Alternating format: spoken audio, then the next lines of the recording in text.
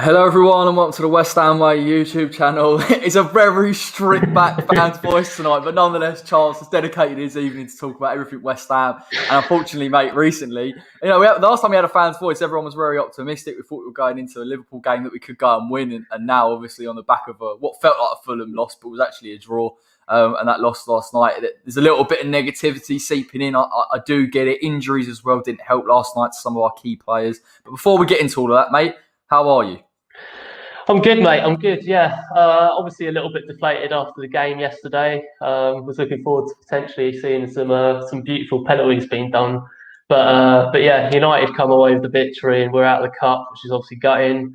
But yeah, no. Other than that, doing okay, mate. I mean, we're still in a decent position in the league, Yeah. and well, I mean, there's a lot to talk about tonight, so I'm sure we'll get to that very soon.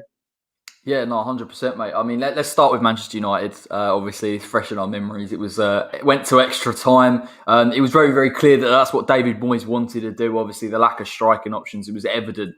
In terms of that first half, he's gone. It's just me.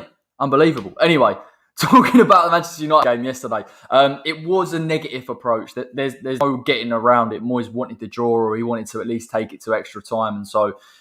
I expected to see us play like that. Inevitably, we did. He changed it in the second half. Charles is back. I've just spoken on my own. It would have been a very stripped back fan's voice. yeah, just me. I don't want to put people off too much. No, I mean, look, we come out, obviously, and we saw the lineups, and I think there was a bit of negativity around it, and there was a concern. Obviously, Nobes came in. We were worried that he was going to play in his much famed 10 role. Yarmolenko up top in the 9, Fornals on the left. There was a lack of pace. Your thoughts, mate, in terms of that first half, because it was really backs to the wall. West Ham didn't have a lot of the ball at all. We grew into it at times, but it was very sporadic. But it was a little bit frustrating, wasn't it?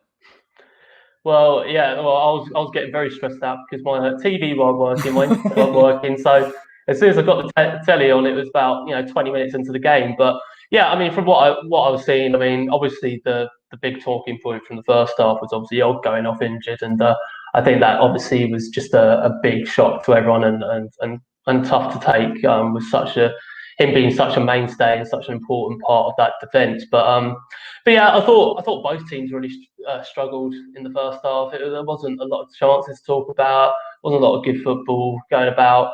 Um, it wasn't the best half, but I think that was to be expected. I mean, I was looking at that lineup and I wasn't feeling confident about the way we set up with that attack. As we discussed just before coming on, Bones had a bit of dip in form recently, which is slightly worrying. Yarmolenko, I know he's played striker for Ukraine and done very well there. But if you're expecting him to do the same role as Antonio, then you just don't know what you're doing because he's Yeah. just nothing. He can't. Every time he gets touched, he goes down. So how can you rely on him to be like the big strong beast that Antonio is? So yeah, and I actually thought Fornals, it was nice to have him back in the team, and he was doing his usual effort, but it seemed like pretty hopeless, especially like you say, if Noble was going to play in that number 10, at least then there would have been a bit of support. But then he dropped back and sort of joined a midfield three, which is fine and keeps the middle solid. But in terms of our attacking output, there really wasn't any, and I think we were relying on set pieces to get us over and try and get something out of them. Yeah, it was interesting, wasn't it? Noble sitting a little bit deeper. Finally, if you're going to play Mark Noble, please play him in a defensive midfield position. Don't ask him to play in the 10 role. So from that aspect, I was slightly happier because I did kind of think it would be a 4-5-1 and West Ham would struggle to get men forward. And to be fair, we didn't get a hold on the game. I think a lot of that comes down to Yarmolenko, unfortunately. Like you touched on, he isn't a number 9.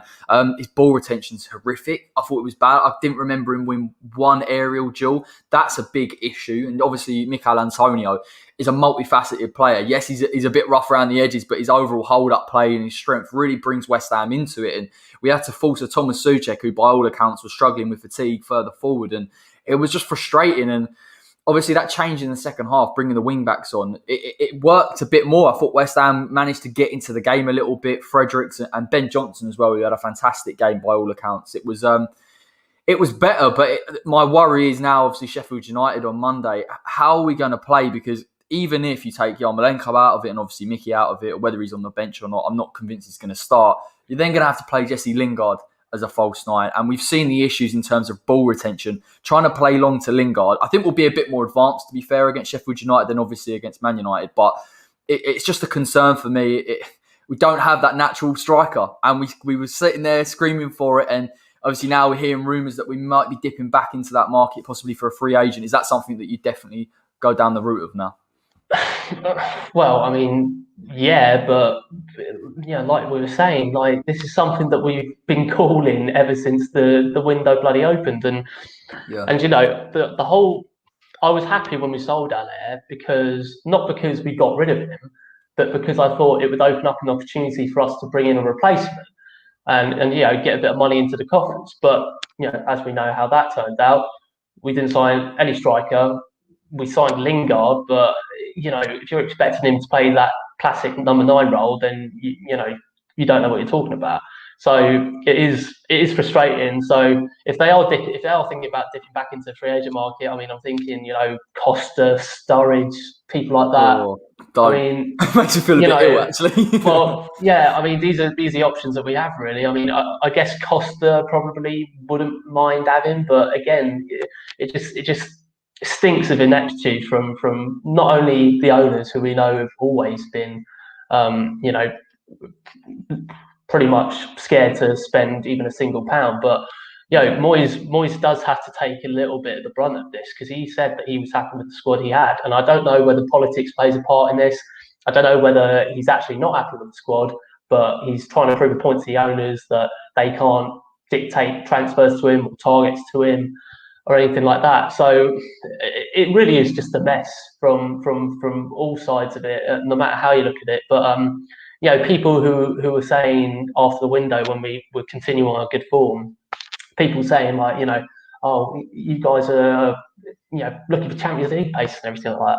Yeah, I would feel optimistic about that potential if we had a striker that was backing up our current striker, who's not even a striker, who's injured all the time. So people don't understand, and the media don't understand, and that's why we have channels like this, so we can fans can actually interact their opinions and know what's actually going on. So it's a worrying situation. I'm sure we'll touch on the injuries and Ogbonna and all that later on, but yeah, I mean, free agency, I mean, yeah, it might happen.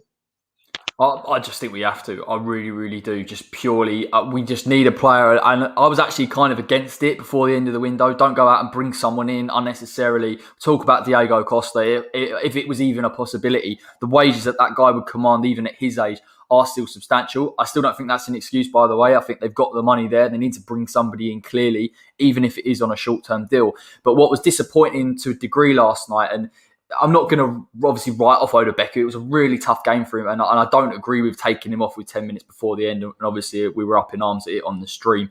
But just someone to keep the ball, and that's something that we miss. And someone to come on maybe last 20 if we need another striking option, or Mickey's injured. And we knew this was going to happen. This is what annoys me so much. It's so obvious. I can't get my head around Moyes not wanting to dip in the market even for a loan signing, because people said, well, you want to save the money. I get saving £20 million.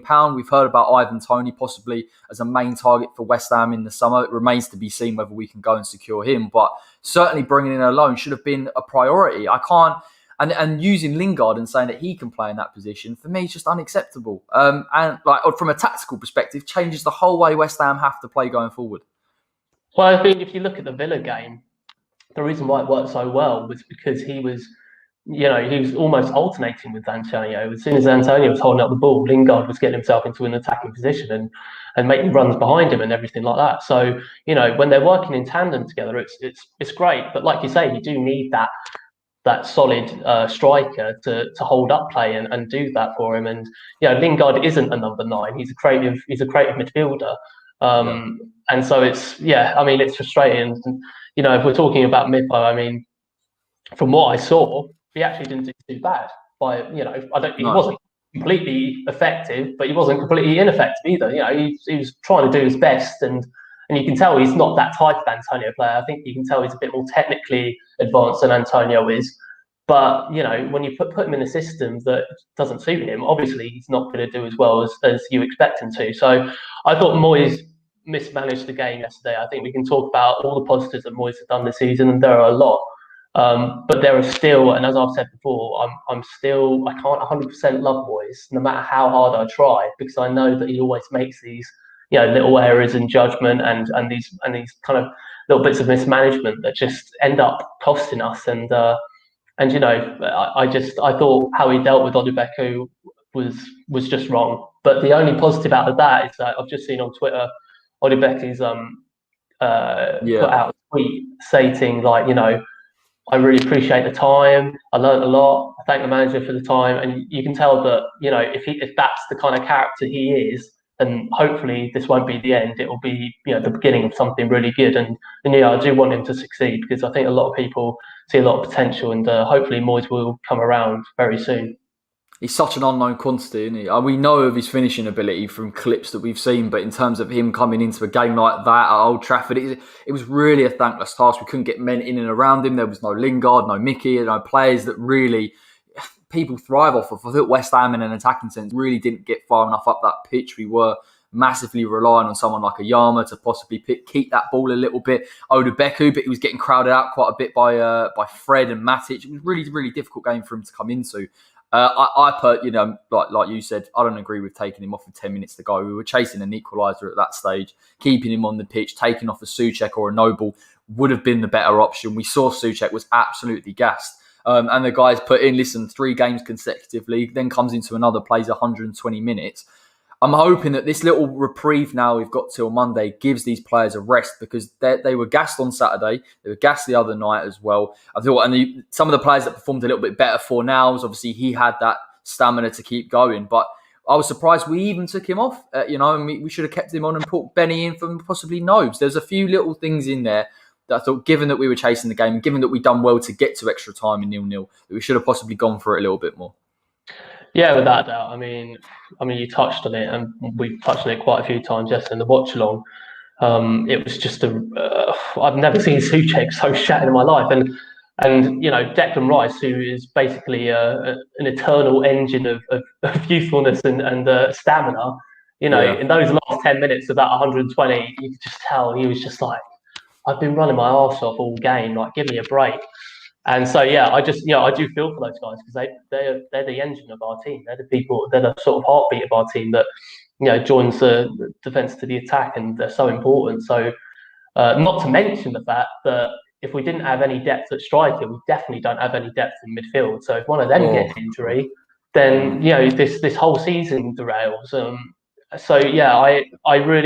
I didn't get the subs, especially the Odubeku one, but I especially didn't understand why he wouldn't take our players that were evidently struggling for fitness and for their stamina.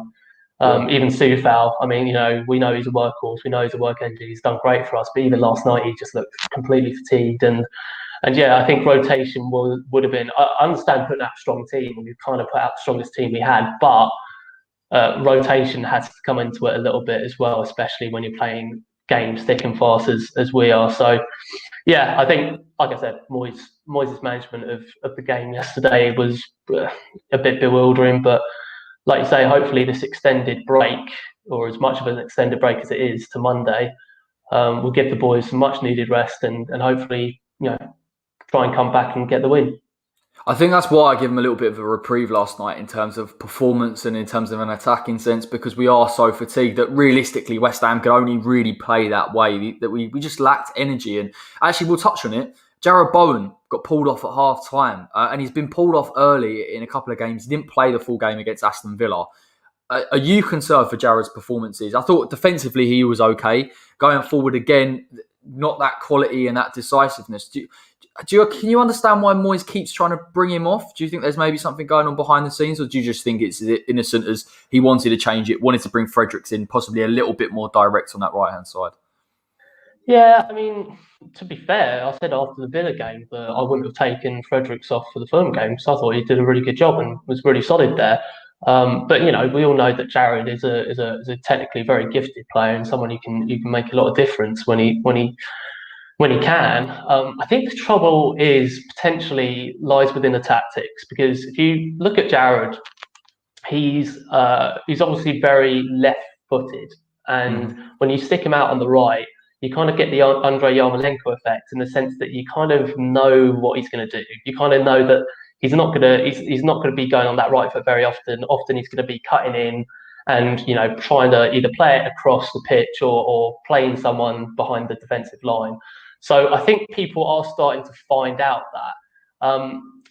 The difference between him and Yarmolenko, for me, is that he's a bit quicker than Yarmolenko, and I think he's probably a bit more of a threat than Yarmolenko in terms of what he can produce. I think recently, though, he's just kind of hit a bit of a snag. All footballers do. And yeah, I really hope that he rediscovers that form. But I think Moyes needs to change how he uses him, whether it's switching him onto the other side or playing him centre at number 10 or something like that. I don't know. But something does need to change tactically, I think, in order to get the best out of him.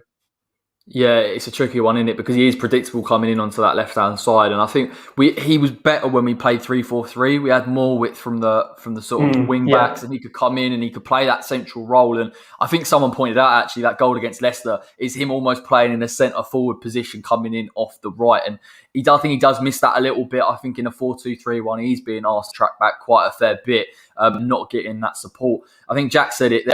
Could you have played Bowen up front in that 9? I mean, to be fair, I would give it a go. I know I've said, and I'll probably contradict myself about ball retention and ability to win the ball in the air. Listen, Jared's not going to do that, but just in terms of that directness and that pace, maybe in certain games, I would like to see it. I'd like to see it just to make a judgment of it. I'm not sure whether we will, because I think Moisey really values him on that right-hand side.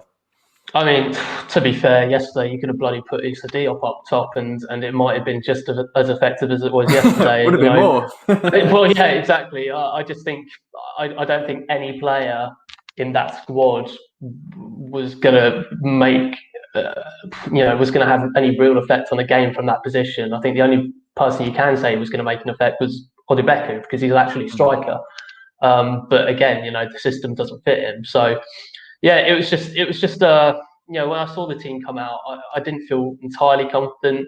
We played so much better in the second half, to be fair, and we nearly nicked it towards the end. But I think also with all those injuries and everything like that, I think 120 minutes was just way too much for us. And obviously United have a lot of quality off the bench, and they brought them on and finished us off. So yeah, it was frustrating. We obviously love the FA Cup. We want to do well in the FA Cup, but I think we're going to have to up our squad depth quite a lot if we want to stay in the competition longer than the fifth round of the quarters.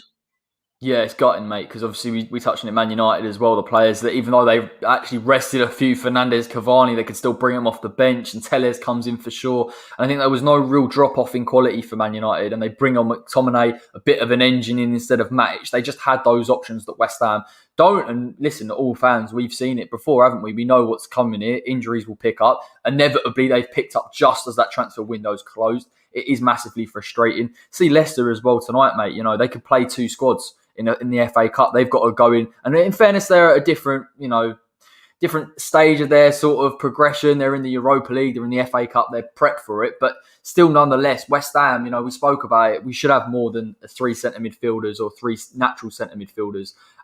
Equally, we should have more, striking options. It's a little bit silly. Tony says, first time this season that we failed to score in 2 consecutive games. And yeah, you can see from the game plan, particularly of West Ham, in the Fulham not being able to control the possession that well. Against Manchester United, we obviously set up for that 0-0 or to try and nick something. DJ says, evening. Hello, mate. Mark says, hi, maybe play Lingard or Ben Rama up front. We'll talk about it. One touch. just chuckling. Do you know what? It's an interesting one, isn't it? Before we get into the Ben Rama thing, let's talk about Mark Noble last night, because I have been critical of him, and I think we all have to a degree. Mate, every single time I say it, and I feel awful saying it, but just from a football perspective now, particularly with his age, you worry about him. But I thought last night he was very good. I honestly think he was very good. His ball retention, playing the simple passes, keeping hold of it. He did exactly what I think Noble needs to do if he does play in the future. And like me and you had touched on, if there is an injury to Rice or Souček, Noble is going to come in, whether people like it or not. So if he has to play that deeper role, he needs to play exactly like last night. But it was good to see. Dennis touched on it. It was the first time I think we've seen him in a game against Premier League opposition where he's played better. Do you know what I mean? And I think that's an important thing to make note of. I'll tell you what, not to sound too sloppy, but the performance last night nearly brought a tear to my eye. Like, it was nice to see Noble out there doing his little turns, doing these little, switch passes and everything like that. He was actually, pretty decent. Is he someone that I think is going to have a massive impact on our squad? Probably not, but it was nice to see him enjoy his football. He looked like he enjoyed it last night, playing at Old Trafford in the Cup in what could be his last FA Cup game. But as DJ just mentioned there, he just doesn't have the stamina or the pace for high-level football anymore. And I think we say that we'd rather have him in a defensive midfield position as opposed to number 10, and I agree. The trouble is you've got all the running that comes with that, and if you think about all the running that Deckers does in defensive midfield, Noble is not going to be able to match that. But yeah, like I said, the performance was nostalgic last night, and it was nice to see him enjoy it and play some decent stuff, and even give us a new one for the memory, new one for the memories in Bosch I think it was Van der Beek or someone he was saying a throw. It was nice to have that one alongside the Herrera carrying off moment a few years back. Yeah. It was nice to see Nobes doing well, and I just hope that the pressure isn't on him to carry that midfield if one of Souček or Rice goes down, which obviously would be a massive concern, because after Noble's in, and we know Noble is even susceptible to injury, especially at his age. Who have you got to replace him after that? It'll be pretty gutting if we lose our midfield. That's a tough thing as well, because if Nobes did come in, and let's hope it doesn't happen, because I think, to be fair, Rice and Souček's injury record has actually looked quite good.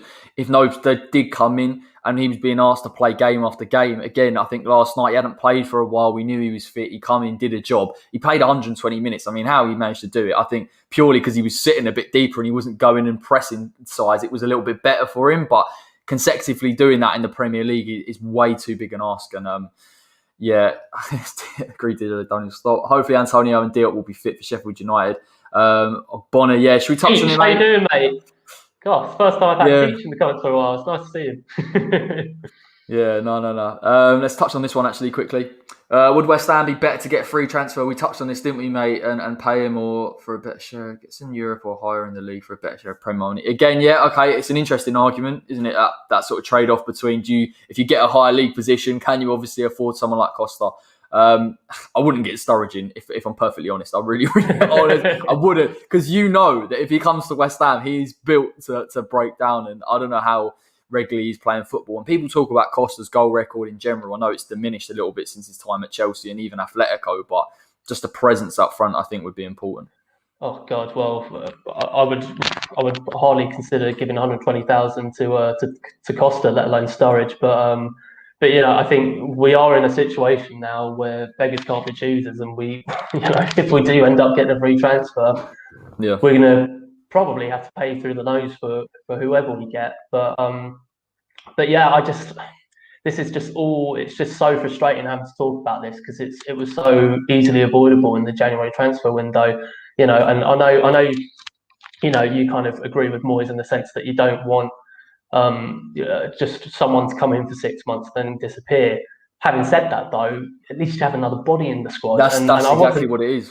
I wasn't expecting, a Daka or a Seamer to come in or anything like that.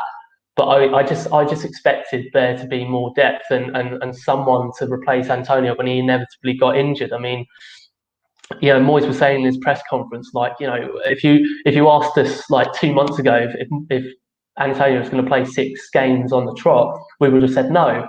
And it's like, well, if you thought that, then why didn't you prepare a solution for when the inevitable does happen? And clearly Moyes isn't absolutely splitting with Odubeko as of right now. So it is frustrating, and And to be fair, if I was going to choose between Costa and Sturridge, I'd probably say Costa. But then again, how can you tell that that's going to work out? So Yeah. yeah. It's frustrating because you had the opportunity to go and get someone that Moyes could possibly get in, and like we've said, we do get the argument of waiting to get the right player in. But you're at a stage, West Ham, and I think people forget. On the face of it, 120k a week for Diego Costa isn't a great deal. I understand it, but in a 6-month period where West Ham have more than enough money to get just a body in, that's the shame, mate. Because we've gone from talking about bringing in a replacement for Allaire that's competent, that fits within the system, to just bringing a body in. That's how far we've dropped off in a very, very short space of time. And it was a little bit frustrating. Let's talk about Benny, mate. Let's talk about Benrahma last night because he didn't start. I was a bit gutted. I didn't predict it. I thought Benrahma would start. He obviously had a bit of a break, I think, against Fulham. Obviously, he got taken off in the, I think it was 60th minute. I would have brought him on sooner. I thought I've seen people say he didn't play well when he came on, and I have to disagree with that. I thought he actually played very well, and I think if West Ham had a little bit more energy and got bodies around him, he could have affected the game even a bit more. I think he was the creative spark that we were missing in that first half. We really started to have more possession of the ball. We had more territory in United's half, and he was zipping across in between lines and threading passes through. I thought he did really well, and I mean it's just showing the progress that he's made over the last couple of months. I thought the Fulham game, I thought it was stupid to bring him off because, especially for the substitutions that got brought on in the end, I think it was him and Bowen that got taken off, and Yarmolenko and Noble coming on. So Yeah. you're almost accepting a 0-0 draw at that point. But yeah, he's honestly doing so well, and I'm glad to see him doing well. And I think he does have the potential to be the best player in our squad. I just think he just needs to build up a bit more. Needs to be a bit more clinical and a bit more composed with his finishing. Obviously, he hasn't got that first goal yet, so we'll be dying to get that.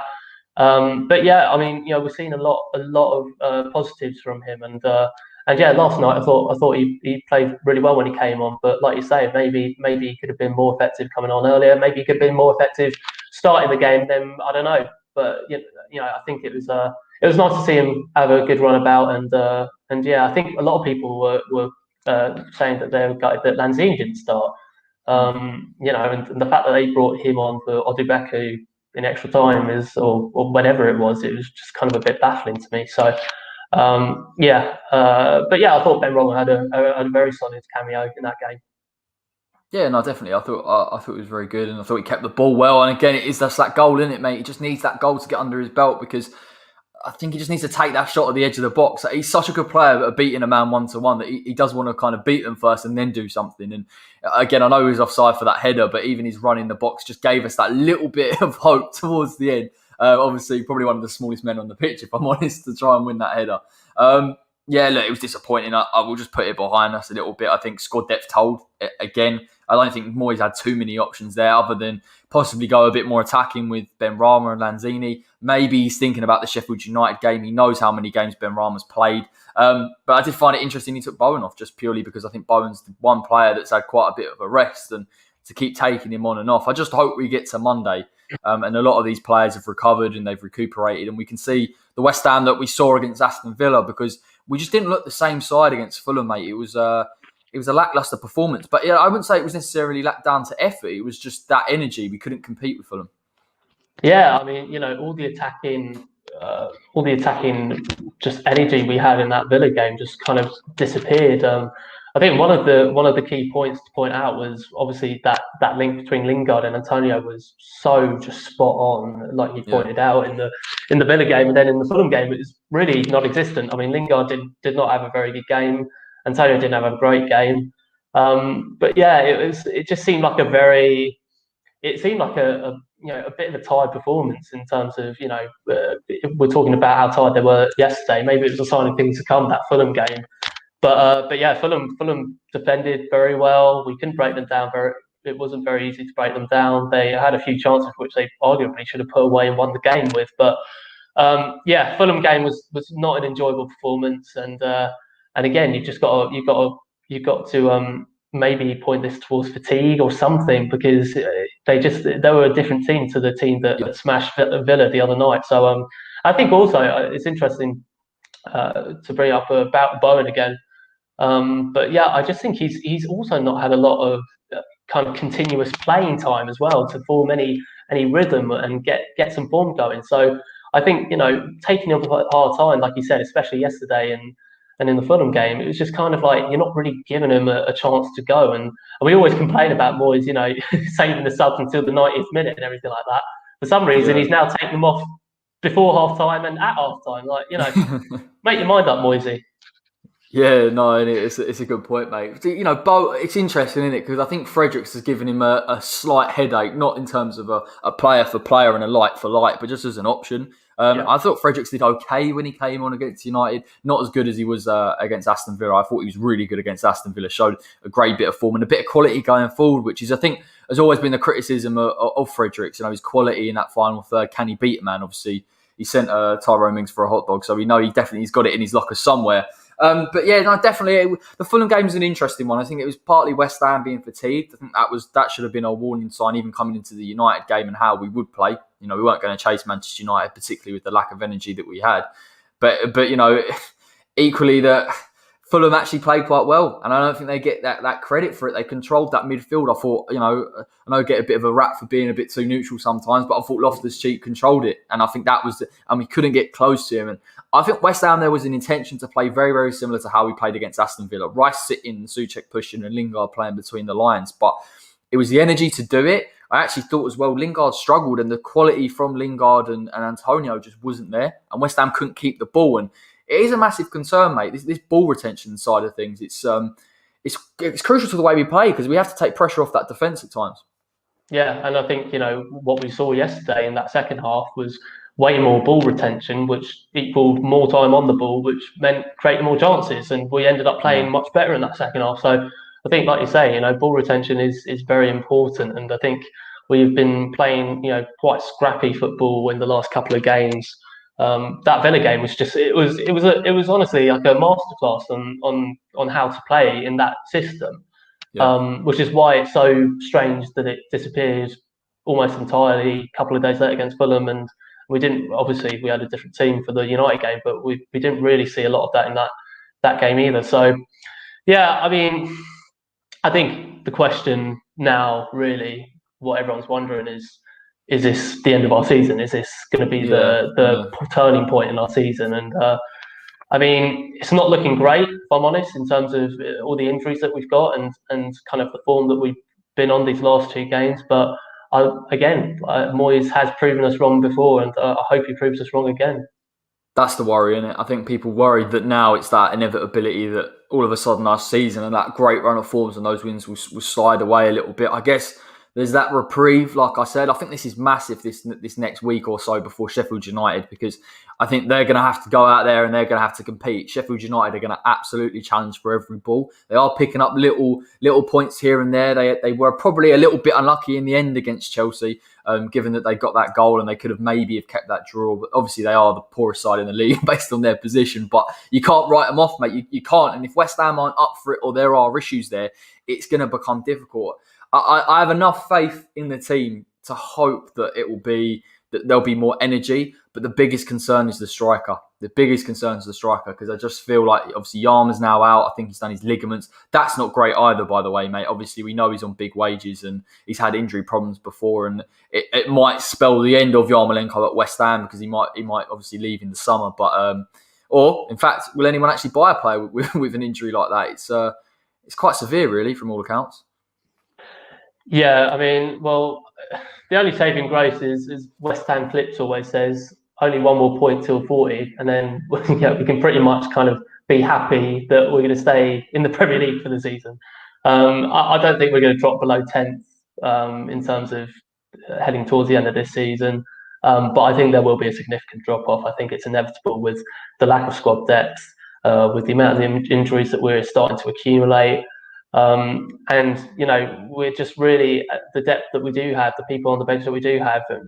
Would you say that they can carry the team to certain victories? And honestly, like you mentioned Leicester. I mean, they virtually have another team on the bench. A team a competitive team that can do well and get wins. And we just don't have that yet. And unfortunately, I don't think we're going to have that under this regime. So we'll just have to wait and see, really.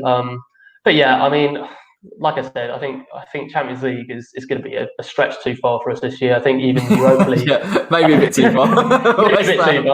far. I think even Europa League, to be fair, it could be a stretch too far this year. I'd like to be proven wrong about that. But yeah, I mean, the way things stand right now, I'm not too optimistic that we're going to stay where we are. I just want us to finish in the top 10, have a decent season, and pray to the holy Lord God that we actually sign some players in the summer, which again Yeah, is a coin yeah. flip, really. It's tough, isn't it? Like you said, I think West Ham. It's such a shame because our expectations, I think, of us this season have almost completely changed. Like obviously, me and you spoke on the first ever show after the Newcastle game, and we just thought, listen, we're going down here. If we can't compete with Newcastle at home, then what hope have we got? But clearly, we're a lot better than that. I think we still are, even with injuries. To be honest, obviously, like you say, we're not going anywhere near that relegation zone this season, and it's nice to almost have a time where we're not looking over our shoulder. But equally, in the league that we're in and how topsy turvy it is, it just represented a really good chance for us just to get a position that maybe we don't deserve, maybe to nick a European spot or at least compete. Yeah. And I think we're seeing teams behind us now with games in hand: Everton, Aston Villa, Arsenal as well, Leeds. They're starting to pick up those points in that little bit of form, and unfortunately, we might end up slipping out of that picture. It was always going to our getting into Europe was always going to rely on the January transfer window, and if you want to be a team that competes in Europe, you have to have depth. You have to have players coming off the bench and making a difference. And as if we didn't have that before, we now have even less now. So it's all too predictable, unfortunately. All I can hope is that the board will give Moyes backing for the players that he does want. Again, that's something that you can't really predict 100% is going to happen. But yeah, I mean, like you said, it's nice to have a season with, I think there's always stress as a West Ham fan, but this has been a relatively, less stressful season compared to others. Not having to deal with, like you say, the teams behind and everything like that. But yeah, I mean, obviously, our expectations completely changed from that Newcastle game where we were basically saying we're going to get relegated, which is nice to see that we've done well in that respect. But I think now we need to kind of temper our expectations and be happy for top 10. I mean, I certainly would be happy for top 10 if you asked me at the start of the season. So if we get top 10 now, I'll still be happy. Completely, but in the back of my mind, I just feel like not capitalising on this opportunity, particularly where we've got players like Declan Rice and Souček, who are, there's an argument that they are one of the best centre midfield pairings in the league with some of their performances. And you feel that if we can't get a European spot or nick it, obviously now we're out of the FA Cup. If a big club comes in for a Declan or a Thomas Souček, do they look at West Ham in that 10th position and say, do we go? And we're on the proviso that we keep those players, we keep the squad, and then we go in the summer and build on it. Will we even get that opportunity? That's the concern for me. And even if we sell one of the players, we've seen from the Allaire sale, by the way, there's no guarantee we're going to get that money. There is that worrying thing that even if you get a premium on a Declan or a Souček, that all of a sudden you're not reinvesting it, and then we're back to square one again, and his squad's being stripped. I think as well, sorry to go on too much about it, mate, but the fact that probably over the last season or a half, we've seen a little bit of a change in terms of the way that the ownership deal with the club. I think they've obviously pleaded FFP for a long, long time, but we're seeing active asset stripping of the club being stripped to its bare bones. And I worry, given Moyes how good a job that he has done, for all our little criticisms, for him to get this squad where it is a fantastic achievement. And then to not back him and then to actually make the situation continually worse is what worries me. Because no guarantee next season, mate, that we'll be on the same level. We could dip a lot and then all of a sudden we're back in that kind of, 20th to 15th place again, and it gets a little bit nervy. If you want to say that Sullivan and Gold are ambitious owners, then you just have to look at the situation that we're in now and the situation we were in January, where we had a chance to push on and really have a great season. Yeah.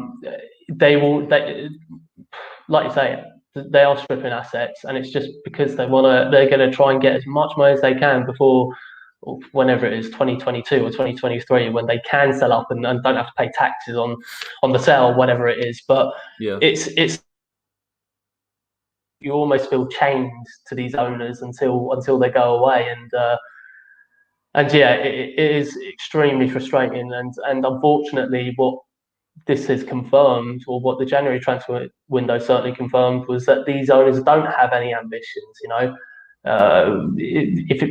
If they were smart, they would realise that a team in the Champions League is a much more valued and valuable team than a team that Yeah. fights relegation and highest position is like 10th or whatever. So you can't sit there and tell me with a straight face that these owners are ambitious or that they want the club to succeed, because if they did that, they would have backed Moyes in the January transfer window and gone for it. And look, I understand this is a tough time financially for every team out there, but again, it begs the question: if you can't keep up with the finances of owning a football club, then why do you own a football club in the first place?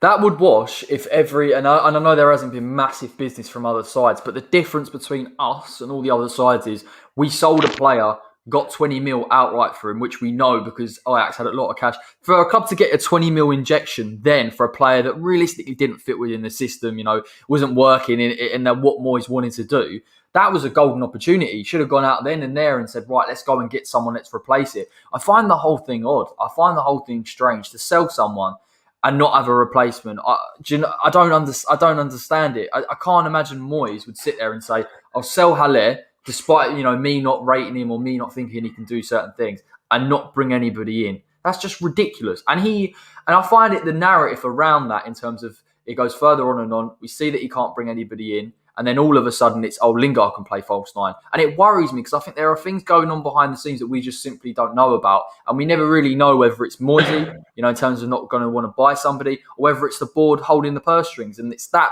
constant conflict that just ruins everything. I mean, the owners will never be able to regain the trust of the supporters. I think that has all but been confirmed over these last few years, and I just want to move on. I think all of us just want to move on, and we want to see our club succeed. And I think there was a disgruntled Man U fan for whatever reason, because they went through last night, but went on Talk Sport and said like, "Oh, West Ham fans, like they're delusional and everything." We're not delusional, mate. We've just been promised a lot, and out of all of those delusions of grandeur, we've gotten absolute zero out of it. So it's just Yeah. frustrating. It really is frustrating, and we can sound like a broken record all day long and say asset stripping, sell the club, GSB out, and all that. But until it actually happens, I honestly don't see this club progressing any further than we are right now. And as we saw last year, we could even fall further if we don't actually invest. And that's the only time they actually seem to invest, is when they they feel like the Yeah, when club's they actually going to know. be relegated. Well, they falked out, didn't they, for Sam Allardyce at the time because they needed to get back in the Premier League because Yeah. they couldn't afford to be in the Championship for too long. It's so frustrating. That's why I like to keep it football and take them out of it because they ruin it. They ruin it because people think it's like a broken record, but genuinely it is the reason why the club is the way that it is. And people talk about West Ham being deluded. We're not deluded. We've lost our stadium. We've gone to the Olympic Stadium that doesn't suit, that isn't a football stadium. We haven't progressed at all. They've lied about everything.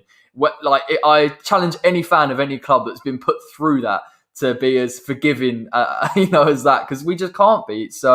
It's tainted everything, and we are just waiting until 2023 for people to come in that care and that want to build a bit of an infrastructure. My concern would be if they sell to the wrong person, and then again we're still in that loop. You see Burnley, a well-run club, now all of a sudden they've taken on a load of debt from some American consortium, and who's to say?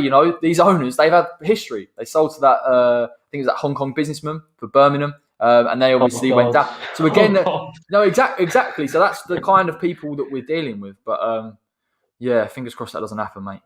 Oh God. Fingers crossed. Fingers crossed. Right, let's get back to the football before we leave. We'll probably do a little Q&A as well if anyone's kicking around and wants to ask us anything.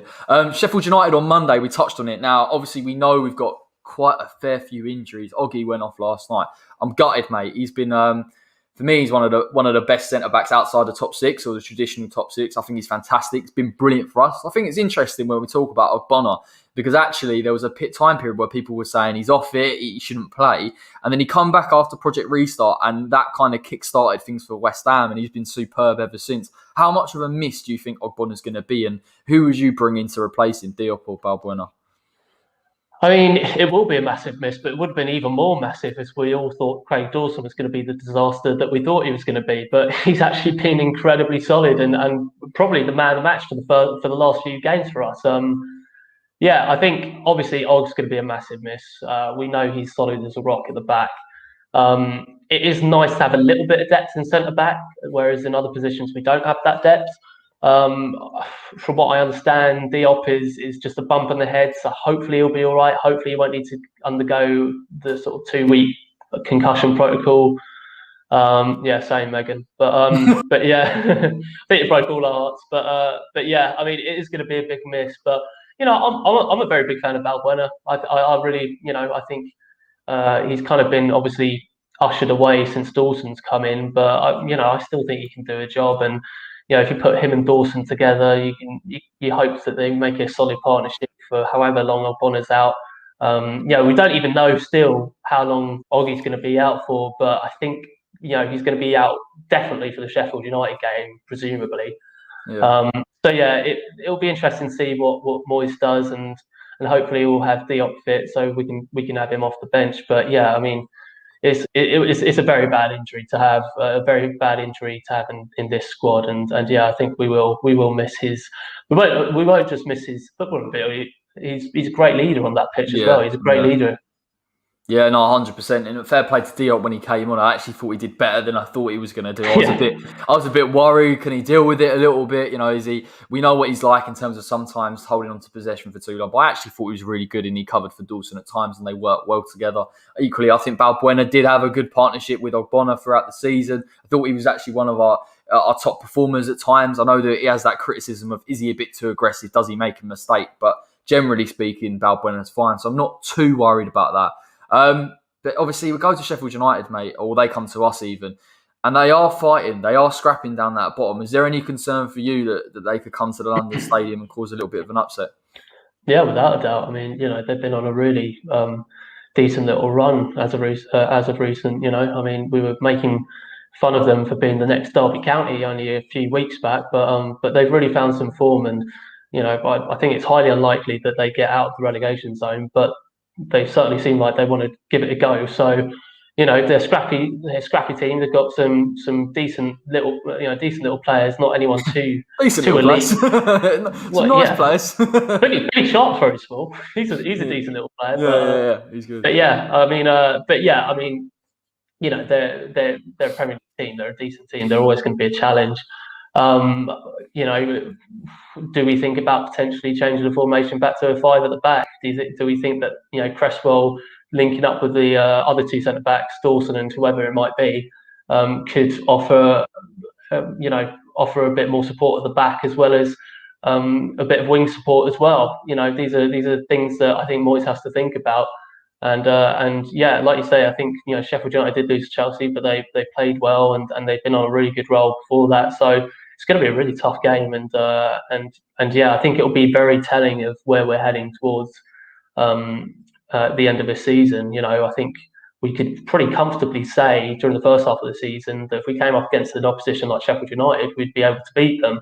Now with all these injury concerns and sort of a bad run of form, if we can't beat a team like that, then like I said, I think it could be a turning point in our season.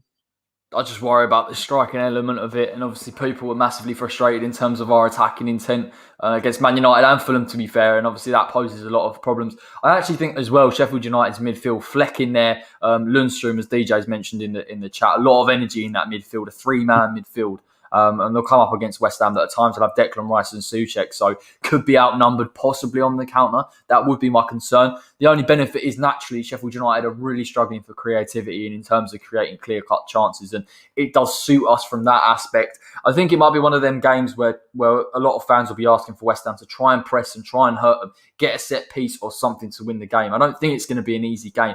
I don't think it was an easy game last time. I know we won 1-0 and we got the result, but we had to work for it. It was a real territorial battle, mate, wasn't it? Yeah, absolutely. I mean, it took a stunning strike from Malé to sort it out, and yeah, I think this is a team that are going to have a much stronger mentality than us. I think heading into this game, they're going into this game with pretty much everything I'm going to put everything on the line. So We're going to expect a very scrappy and very decent Sheffield United side to come and try and nick the 3 points and press on. But yeah, I think our main concern has to be that attacking output that recently has shriveled up for us. I think Moyes has got to find a way to, because he clearly doesn't trust Ogbonna enough to lead that front line.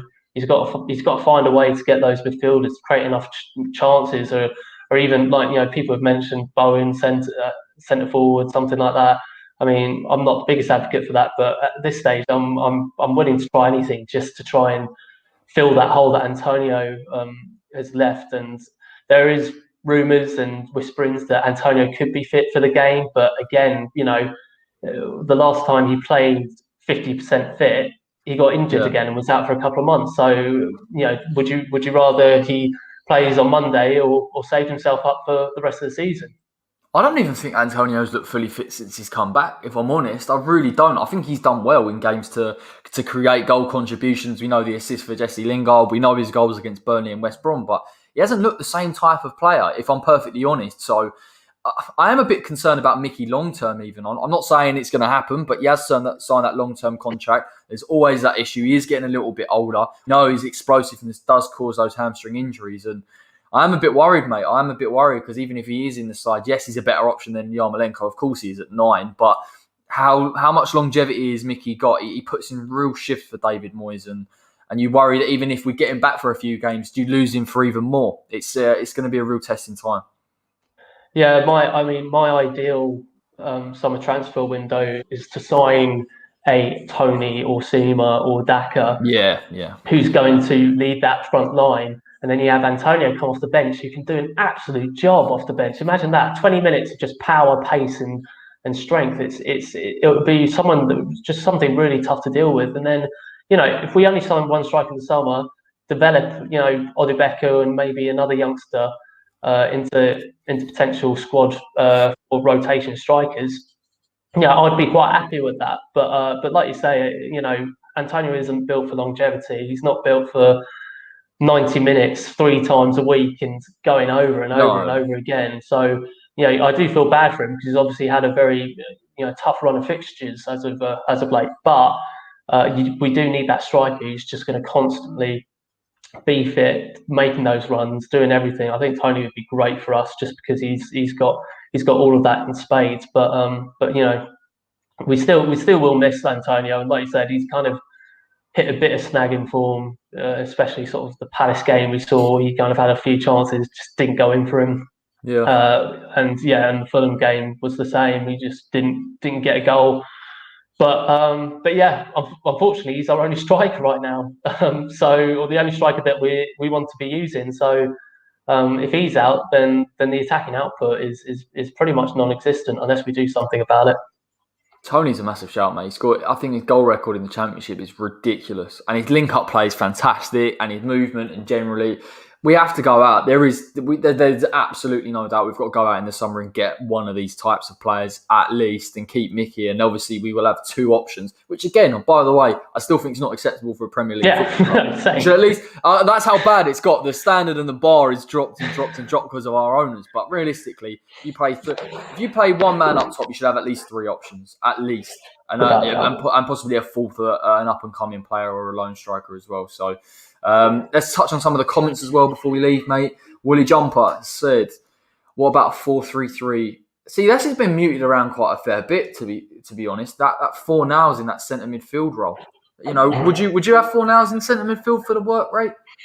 Yeah, definitely. I think he could do a job there. My only concern again, and this isn't through anyone's fault, but the board and potentially the manager, is that you're having Ben Rama at striker. I don't see him as a striker. I think he's going to be effective as that creative midfielder, and that's what he's been doing recently. That's what he's been doing well at recently.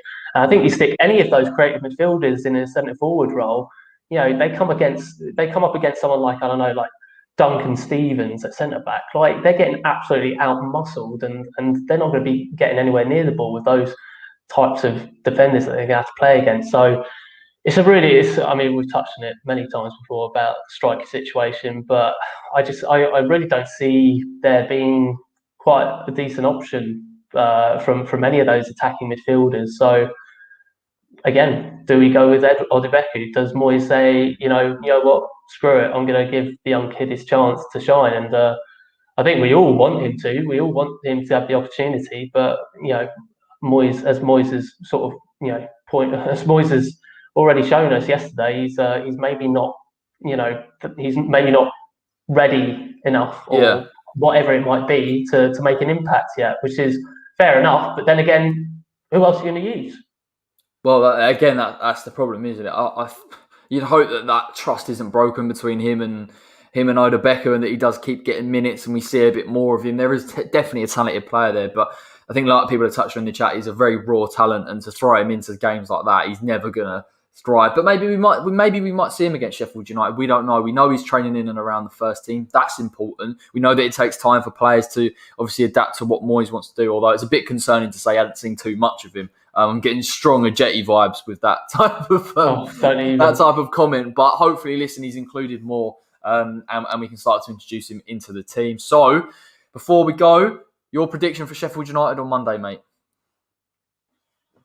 I'm going to stay optimistic. I'm going to say a very scrappy 1-0 victory. I think,